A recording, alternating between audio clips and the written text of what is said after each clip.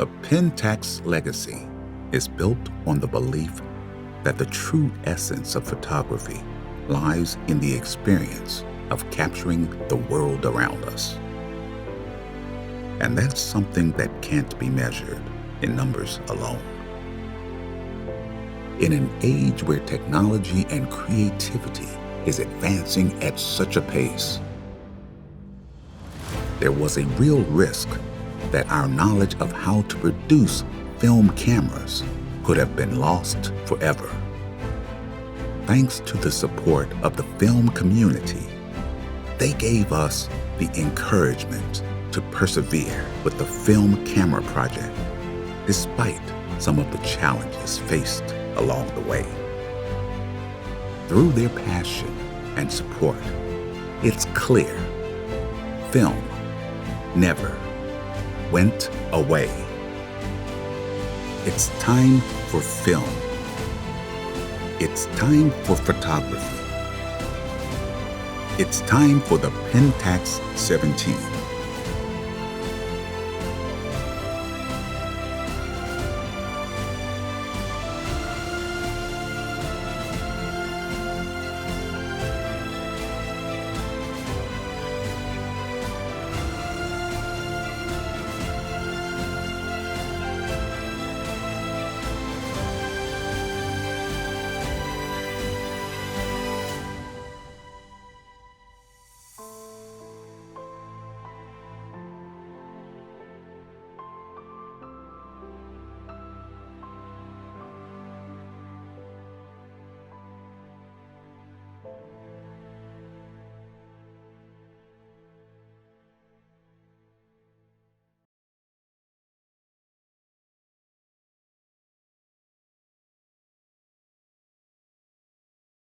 The birds singing, the aroma of fresh coffee, the sound of a short rain shower,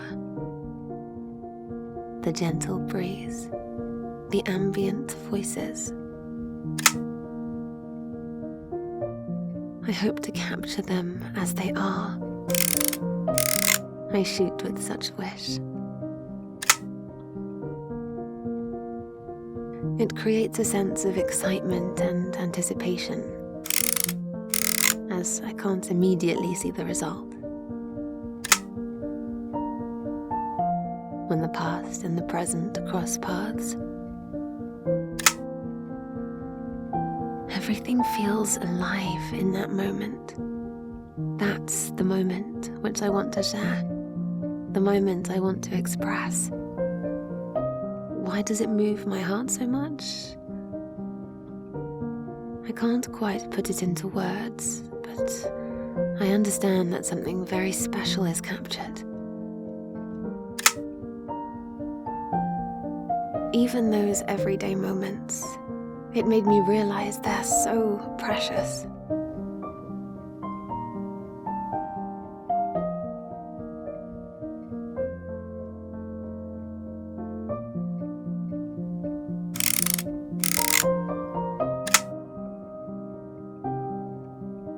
Finding this joy, everything will be okay.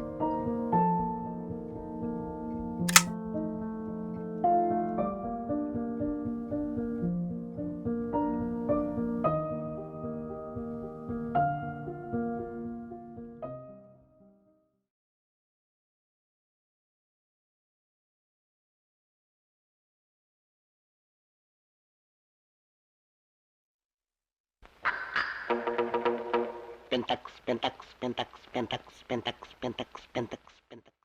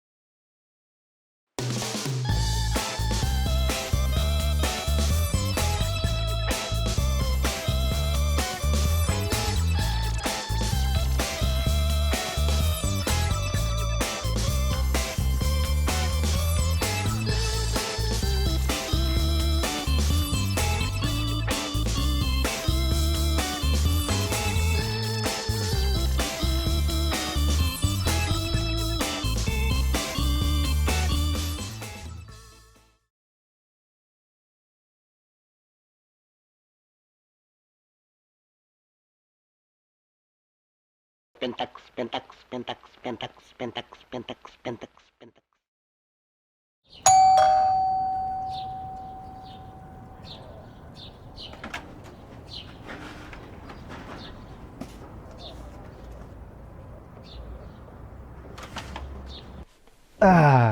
Here we are with the PENTAX 17, the first film camera made by Rico in 20 years. All right. So what do we have inside? Oh, manual. Psh, who needs that? Oh, look at this. It's time for film.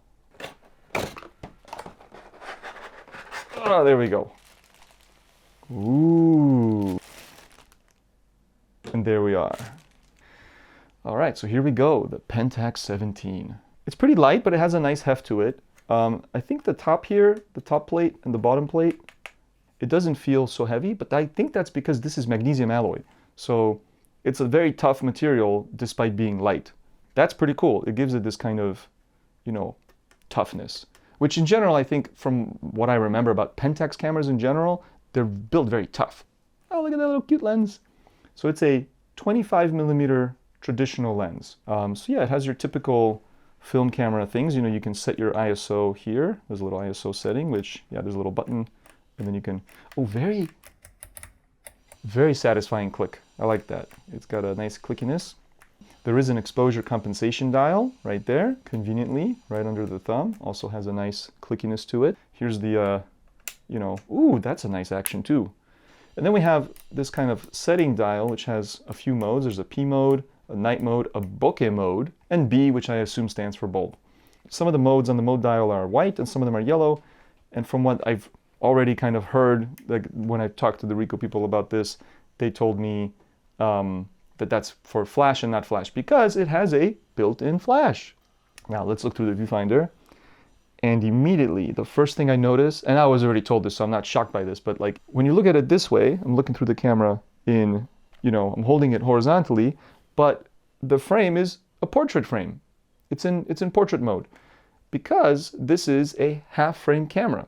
So it shoots using only half the half of a 35mm frame, which means if you cut like a rectangle, if you have a rectangle like this, you cut it in half, you now have a tall rectangle. So that's what this is doing. And so if you want to shoot landscape, you would shoot it this way. You would have to shoot in what normally feels like portrait orientation. And that's where the name comes from, because when you cut the frame in half, you end up with a 17mm wide or tall frame, right? So that's why they called it the PENTAX 17. So they went with a half frame, and I kind of like that idea because one thing, these days especially, that puts me off of film a little bit, that people always ask me like, Lucas, why don't you shoot film, and why don't you get more into it? I was like, yeah, film is really cool, but it's a little bit expensive, right? And so I like that they went with half frame because you're literally saving half of your money. You're doubling the value of the film because on a roll of 36, normally you get 72, which is great. I think that makes it more accessible and more affordable. So I think that was a great decision. I've never shot on a half frame camera, so I can't be certain, but I like the idea of getting 72 frames out of a roll instead of only 36. It just makes it feel like less of a big deal to take that one snapshot. It feels like it's kind of a snapshot camera, which I think makes sense, as that's what Ricoh is famous for with the GR line. So I think they're kind of leaning into that philosophy. And then here at the top, it says PENTAX. So apparently this camera was designed by a man named TKO, or he was the lead designer. And if they hadn't done that, the claim is that this information or this knowledge of how to design a film camera would basically be lost. That this was kind of part of the reason that they made this camera is to revive that information and kind of teach the next generation of engineers how to make a film camera. And I find that personally very fascinating because of something that I know about Japanese culture. And this may be a big digression, but there are like shrines around Japan that every 30 years get dismantled or even burned to the ground and then rebuilt. And this is done on purpose so that the younger generation of carpenters and builders and whatever can, be taught by the old generation that built the shrine last time. So it's the kind of, it's more important that the knowledge survives than the physical object survives, which is the shrine, because it's just an object in the end. But the human know-how and the human ingenuity is priceless. So I think I feel like that is embodied in this camera right here. I feel like that's what it is. This is a way to pass on the heritage to the next generation. Oh, one last thing. On the front, there's this ring with a bunch of symbols on it. The one on the left here is a mountain. Then there's like a group of people, 2 people, 1 person, then a knife and a fork, and then a flower. So I think what that is saying, just my understanding of photography, and it's pretty intuitive. This is like, do you want mountains to be in focus, which means you're going to focus generally far away, and probably the aperture is going to be a little bit small, so that you have a lot in focus, or do you want just like a portrait, and the focus is going to get a little bit closer? But it seems like this camera is going to implement or utilize zone focusing. And then lastly, like you have the flower, which means macro things, which means you're focusing very close and with kind of a medium depth of field. Which also explains why there's a, like I was saying, there's a bokeh mode, which I guess means that if I put it on a person, normally the camera might choose, say, f8, but on bokeh mode, it'll choose f3.5, I think. Yeah, the maximum aperture is 3.5 on this lens. There's something really cool that I noticed. So, this ring is for setting the zone. So like I said already, you have like a plant, a knife and fork, so you're kind of setting the size or the distance of the subject. But what's cool, what I noticed as I was looking through the viewfinder, is these little symbols, you can see them here. So like I'm on the mountain, the group, the 2 people, 1 people, knife and fork, and the flower. Let's try to open the back here. Oh, there we go, very easy to open. Ah, look at that. Nice film mechanism, and you can really see here the place where the film will be, and then there's a vertical half frame there. So that kind of really shows you how this uses the frame. It doesn't, it doesn't use the full frame. So let's put some film in it, except I don't have any film. So guys, we got to go buy some film, all right? Let's go.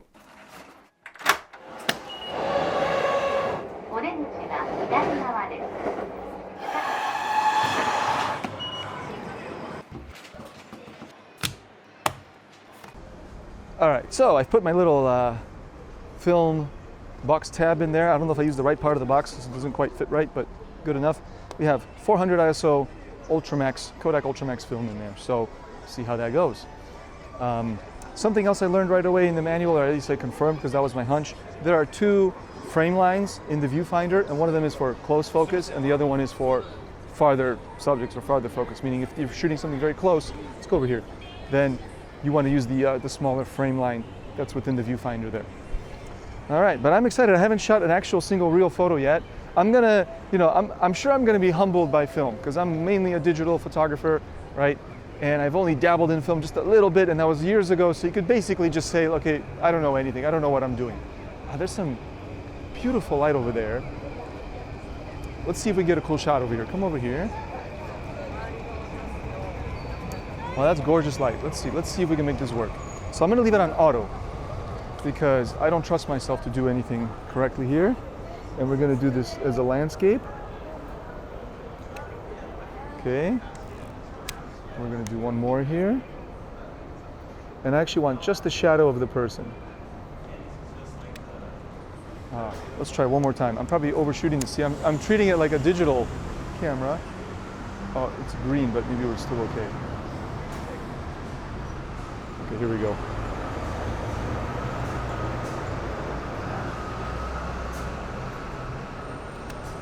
Okay. Let's keep going. All right, so, I got to kind of retrain myself here, which I knew was going to happen. By the way, going into this video, this whole experience, I knew I'm going to be humbled because there's a challenge to shooting this. I'm so comfortable and used to the idea that I could just look at the photo. It's like here, all I see is the film information. Like I don't get to see the photo. So, and it's not that I need to see it, but it's like I'm not confident that I got a good shot. I don't know what I got. So if it kind of makes me want to attempt even more times, which again you cannot. If I'm shooting on a digital camera, I'm going to attempt that shot. Even if I don't look at the photo on the back screen, I have the freedom to attempt it 100 times and it costs me nothing. And then I can be more confident that, well, in those 100 tries, I probably got it. But in this case, I don't want to have like half the roll, be just that one scene. So I took 3 shots. I took kind of 2 risky ones that required some timing, and I took one that was kind of safe, where there was less, things were not moving.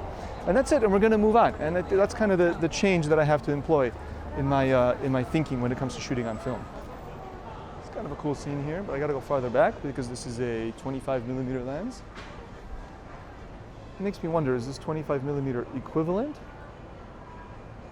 Or 25mm, but then also with the half frame crop? I think it is indeed cropped. Okay, great. Let's keep going. So let's see how it handles this very dark situation, like in terms of shutter speed, because I have 400 film in there, but with a slow shutter, I know I can shoot this.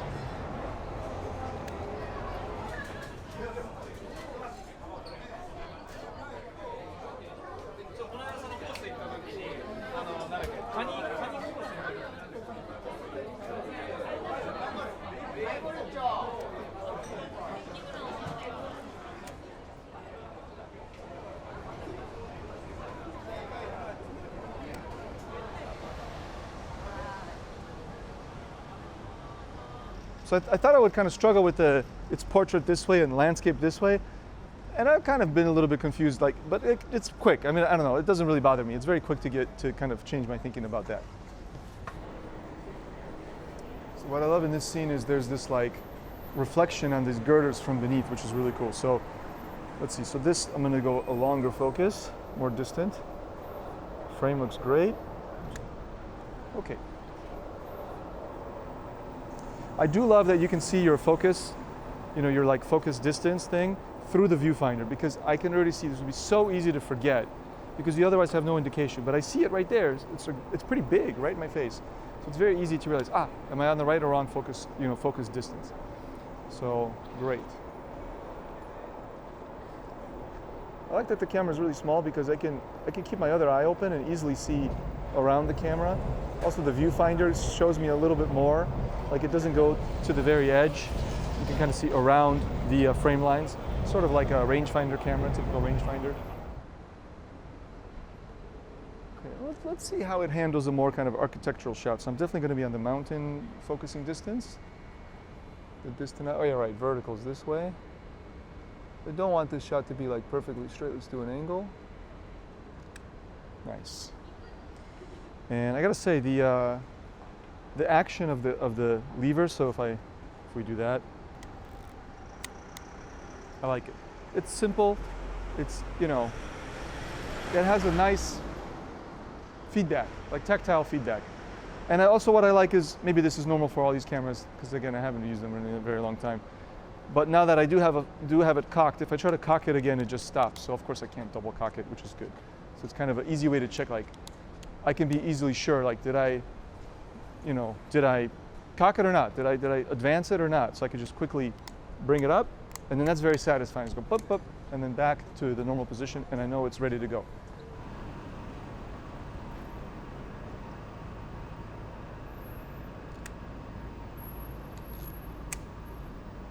Now that we're on the little bit quieter environment, I can really feel the satisfying little snap of the shutter, and then the sound of the advance lever. It's nice. But also I gotta say, it feels good in my hands. I kind of like, with cameras about this size, I'm a little worried that like I don't have a great grip on them. But this little protrusion where the battery compartment is, it feels good. I could kind of hook my fingers onto it, and it just feels snug in my hand. Well, let's just get a quick shot of this in vertical frame. Cool.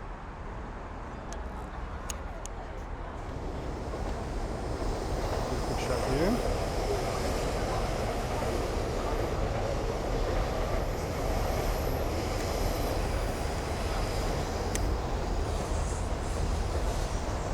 Get a shot here. This is kind of cool, nice colors and stuff. Right? Maybe medium distance here. I love this blue with the red.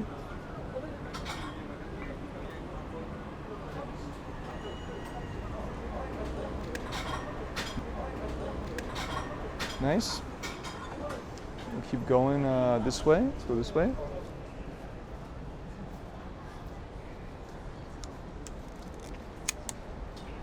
I forgot to wind it after that shot. There we go. What I just did. Let's go in here.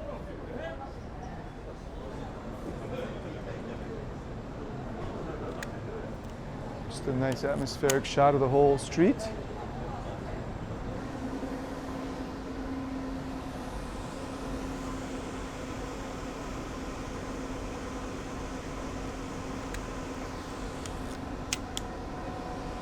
Nice. I mean, I gotta say, I am having fun. And I'm already kind of calculating like, okay, what is gonna be my budget for film? Because now that I have a nifty little camera that can do film really well and smoothly, I'm a little more motivated to maybe shoot it more often.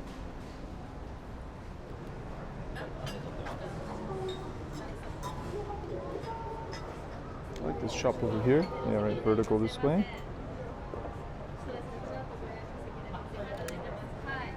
Nice.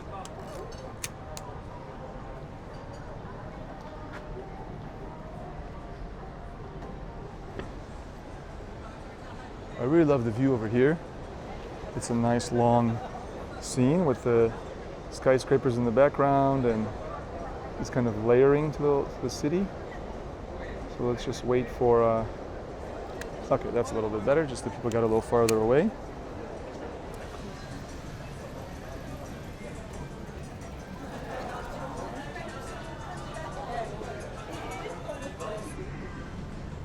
Trying to find like cool little colorful scenes and combinations of objects. Maybe this is okay.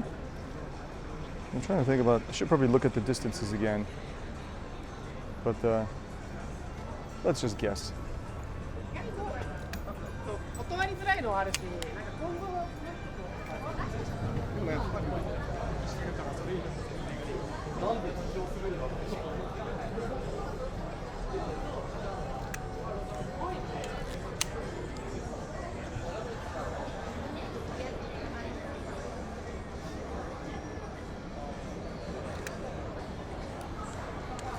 Nice.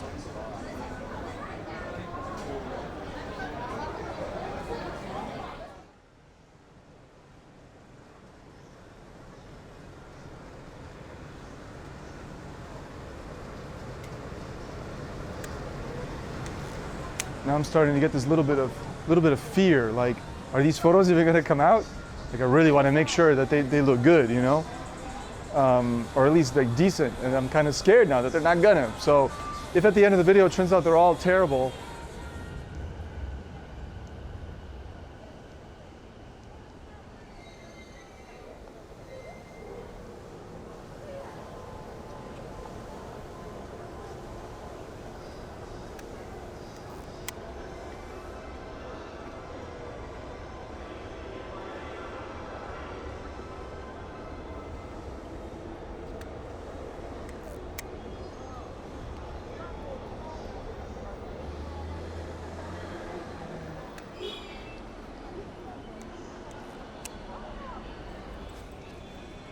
let's go this way.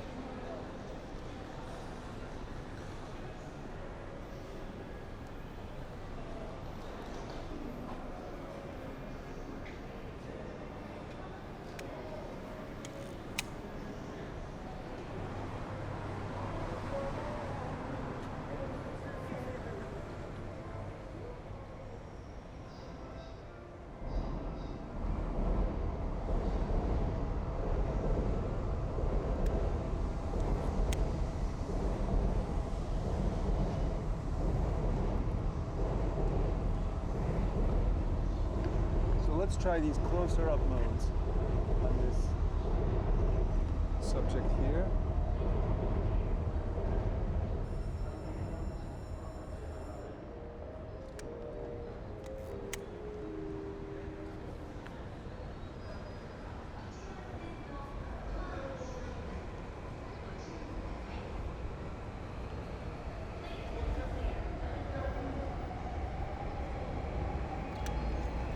Curious how those are going to come out on the closer focus mode. So now I'm like 42 shots in or something like that, and you know, normally like I wouldn't mind just like stopping and saving this for later for some other time, some other outing. But we kind of like want to develop, you know, get this film developed quickly, probably today, maybe get the shots back tomorrow or something, because you know, we want to make this video. Like there's like we're on a time constraint, so I'm shooting a little faster now, a little more like how I would on a digital. I might take in a couple of shots of each scene. And that's why it makes me realize though that actually 72 is a good number. Like it's a lot, it feels like a lot. I'm gonna get a little shot here, a little cheeky shot, because I like these colors.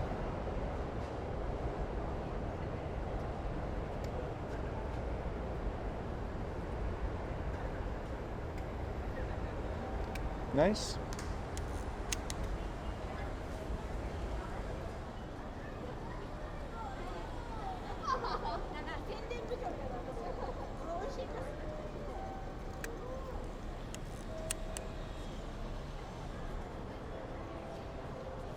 All right, guys, so I finished the roll, and now we're gonna go get it developed.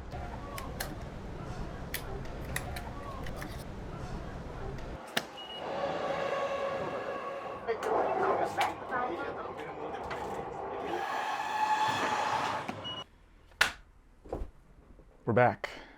All right, so got the photos developed. Got them right here. We're gonna look through them. But first, just a couple little impressions that I had about the camera kind of after letting it sink in after the shoot. What I realized is on the bottom of the camera here, right here, there are distance gauges in meters and in feet. So when you set it on the mountains, it's infinity, right? And if I set it, say, on like the single person icon, it says 1.2 meters or 4 feet. That's really useful. Okay, so without further ado, let's look through the pictures. So now, of course, they are half frame, right? Which means there are 2 photos on each print. Before I even continue, I will say though, that means that you get these cool diptychs. So I have a lot of these diptychs. I only have, 37. Actually, I ended up getting 37 frames. Sometimes you get an extra one on a roll of 36, right? So I have 37 diptychs. So if I really was careful about how I shot this, right, I could have really tried to plan that out and end up with real diptychs, right? That would be actually a fun way to use this camera. And maybe on the next time I use it in a future video, I might try that. I might try to maintain pairs, meaning the first and second and the third and fourth photo and the fifth and sixth photo and so on will be paired up. So anyway, here we have a diptych of 2 shots, which are almost kind of the same scene. I just shot one, wound the film, and shot another one real quick to try to improve my timing. Now here's one, a pair, right? A little bit of a kind of an urban scene. Honestly, I'm liking the exposures, a little bit underexposed. So again, I left the composition on 0 the whole time because I really didn't know. I really didn't know what to expect. Should I overexpose or underexpose? I think it really depends on the film. I'm not familiar with this camera's meter and like how sensitive it is in different situations. Like how does it tend to underexpose bright things and et cetera, et cetera. I kind of like this diptych as well. You got that reflection shot of this, the Shizuoka Press building in Ginza, I believe that is. And then on the right, I have this other shot of all these signs and the bullet train in the background. And I like kind of the overall kind of bluish photos, but those splashes of red in the right one are interesting. Both shots, I like what I got here. I mean, these aren't award-winning photographs, but I like what I got. This next combination is fantastic. Again, I like the combo of these kind of vivid yellows and reds, and then this man behind the curtain on the other side. It almost looks like one photo, right? It almost looks like one photo. So I feel like this diptych idea is very fun, and that might be a really fun way for me to use this camera to kind of really embrace the medium that I have here in the camera in this format. And then we have my favorite photo from the shoot, which I'm glad turned out great. This lady in this cafe. I love how the reflections, like the stripes, blend into the scene, and then you have those globes above, creating this kind of dreamy retro effect. And I feel like, the filmic look really is appropriate for this shot. And then I took a bunch of photos of this scene because I really enjoyed it.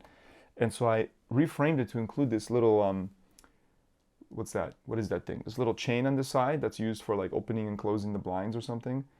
And I love it. And it's really cool. It creates this extra little bit of point of interest, and the way she's holding the cigarette and the yellow, little splashes of yellow everywhere.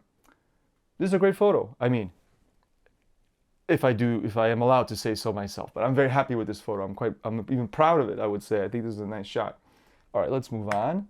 We have another pair of photos here. And again, now the diptych doesn't work because the orientation changed, but still in terms of the feel and the energy of it, I think it does kind of work. I love this scene on the left with the taxis. What caught my eye was the way the red lights of the tail lights of the taxi were reflecting back into the, into the wall and this tunnel, like the ceiling. And it creates this cool chromatic kind of look. So this to me is another keeper. It's not maybe as good as the woman in the cafe, but I like this photo a lot as well.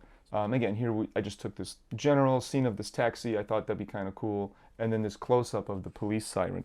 I love the colors in close-up of the police siren. It's pretty cool. The grain is pretty intense. I'd have to look into some films maybe with a little less grain. But I don't know, maybe the grain is okay. But I love the tones. I love the tones. All right, guys, so there you have it. that's the PENTAX 17. If you want to know more about it, check them out on Instagram. It's pentax.film.photography. And if you post your own photos from this camera, use the hashtag PENTAX17 because that is the name of this camera. All right, so I'll catch you guys in the next video. And remember, it's time for film.